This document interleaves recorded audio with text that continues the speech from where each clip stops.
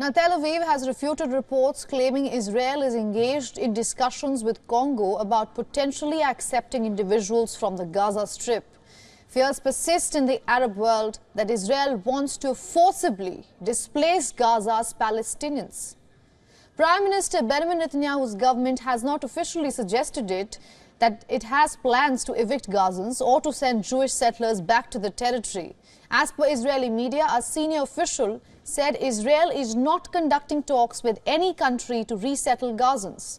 Israel unilaterally withdrew the last of its troops and settlers from Gaza in 2005. That ended its presence inside the Strip.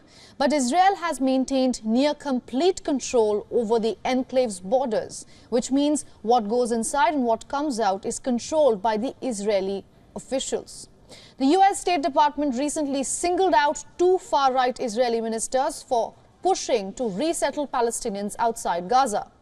Washington dubbed their remarks as inflammatory and irresponsible rhetoric. Just on Monday, Israel's firebrand National Security Minister Itamar Ben-Gvir said, and I'm quoting here, "We must promote a solution to encourage the migration of Gaza's residents." Ben-Gvir argued that the departure of Palestinians and re-establishment of Israeli settlements is a correct, just, moral and humane solution. Ben-Gvir's remarks came a day after far-right Finance Minister Smotrich also called for the return of settlers to Gaza.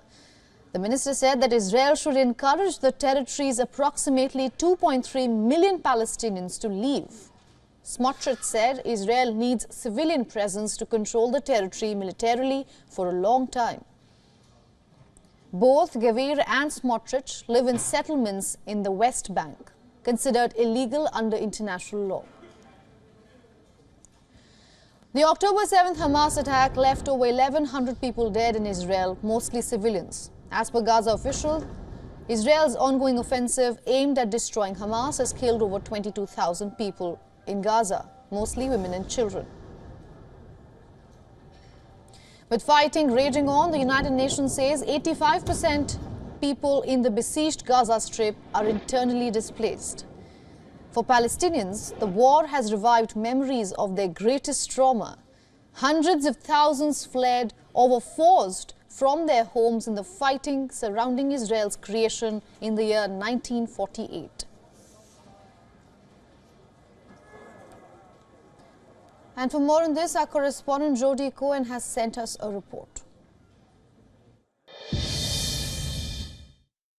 Israel has not taken responsibility for either the blasts in Lebanon or Iran over the past 2 days.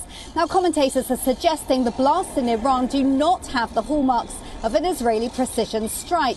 However, regarding the blast in Lebanon, which targeted Hamas's number 2, some are pointing to a statement by Prime Minister Netanyahu in November in which he said that Israel would go after Hamas's leadership wherever they might be.